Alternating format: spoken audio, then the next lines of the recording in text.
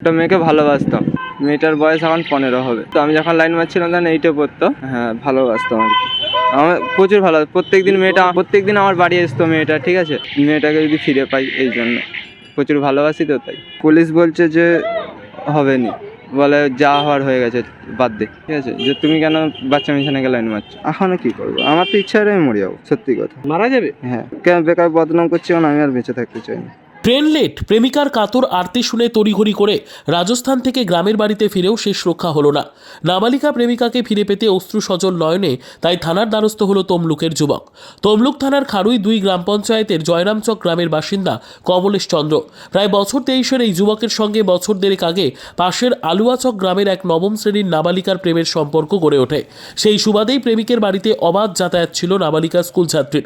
স্থানীয় সূত্রে জানা গিয়েছে তাদের এই প্রেমের পরিণয়ের দিকে একটু একটু করে এগোচ্ছিল, কিন্তু বাদ সেধেছিল নাবালিকা স্কুল ছাত্রীর বয়স।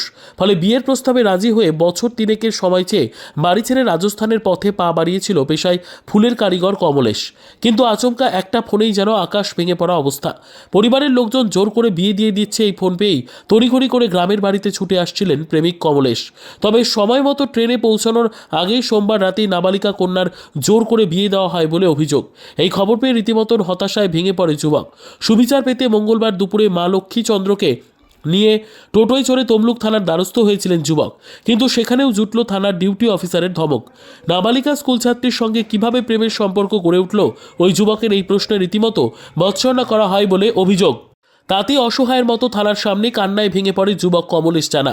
ঠিক আছে, একটা মেয়েকে ভালোবাসতাম, 1-1.5 বছর ভালোবাসি, ঠিক আছে। এবারে সেই মেয়েটা আমাকে তার বিয়ে হয়ে যাবে বলে মুখে পরশুদিন ফোন করছে যে আমার এরকম বিয়ে দিয়ে দিচ্ছে, তুমি কি আসবে? আমি বলছি হ্যাঁ আমি যাচ্ছি তাহলে। এবারে আমি হঠাৎ এলাম, কিন্তু এসে দেখি মেয়েটার বিয়ে হয়ে গেছে, ঠিক আছে। 2 দিন রাজস্থানে যে 2 দিন যে গাড়িয়েছিলাম, কিছু খাইও নি, ওর জন্য টেনশনে। ঘটনা কি হলো? ঘটনাটা আমি মেয়ের মাকেও ফোন করছি, সেও ফোন তুলেনি, সুইচ অফ করে দিয়েছে, ঠিক আছে। আর মেয়ের সাথে কন্ট্যাক্ট করতেছি, সেটাও হচ্ছে না। কিন্তু মেয়ে কেন এলে? আমাকে মেয়ে ফোন করে ডাকছিল, বলছে যে তুমি এসো, আর এরকম আমি পালিয়ে যাবো। কিসের জন্য পালিয়ে যাবে? তার বিয়ে দিয়ে দিচ্ছে বলে জোর করে ঘরের লোক। অমতে বাড়ির হ্যাঁ লোক বিয়ে দিচ্ছে? হ্যাঁ। এখানে কেন আসছেন? থানায় কেন এসছেন? থানায় এসেছিলাম যাতে মেয়েটাকে যদি ফিরে পাই এই জন্য, প্রচুর ভালোবাসি, তো তাই। একই গ্রামে বাড়ি? একই পাশাপাশি গ্রামে। প্রত্যেকদিন আমার বাড়ি আসতো মেয়েটা, ঠিক আছে। স্কুল এলেই আমার বাড়ি চলে আসতো, ঠিক আছে। আর আমার পাড়ার লোক সবাই জানে যে মেয়েটাকে ভালোবাসে। ওর মা জানতো, ওর বাবা জানতো নি, ওর মা জানতো। আর মা আবার আমাকে ফোনেও বলছিল যে তোমার যদি পছন্দ হয় তুমি এখনই নিয়ে চলে যাও, ঠিক আছে, আমাদের কোনো প্রবলেম নেই। এখন তাহলে কি করবে? এখনো কি করবো, আমার তো ইচ্ছা হয় আমি মরে যাবো, সত্যি কথা। মারা যাবে? হ্যাঁ, কেন বেকার বদনাম করছি, আমি আর বেঁচে থাকতে চাই না, এটাই আমার ইচ্ছে। সেই জন্যই আমি এসেছিলাম। আমি যদি ওই 15 বছরের মেয়েটাকে দিয়ে নিয়ে পালিয়ে যেতাম, মেয়ের ঘরের লোককে কি আমাকে ছাড়তো? আমাকে তো কুত্তার মতো ছুটাতো পুলিশ পেছনে লাগিয়ে দিয়ে। সেই জন্য আমি বলতেছিলাম যে তাহলে কম বয়সী এখন মেয়েটার বিয়ে হয়েছে, তাহলে এখন তোমরা কি করবে, সেটাই আমি বলতে যাচ্ছিলাম।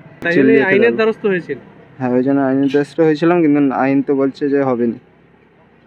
তুমি কেন কম বয়সী মেয়েকে লাইন মারলো, এটা বলতে যাচ্ছে। Bureau report, PB news.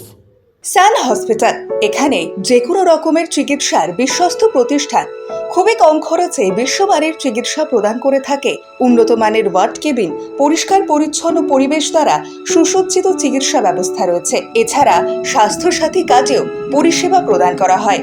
সুতরাং আজই যোগাযোগ করুন সান হসপিটালে। ঠিকানা GT road, Bhangakuthi, Bardhaman. Phone number মনে রাখবেন 9434188262 অথবা 83730954222।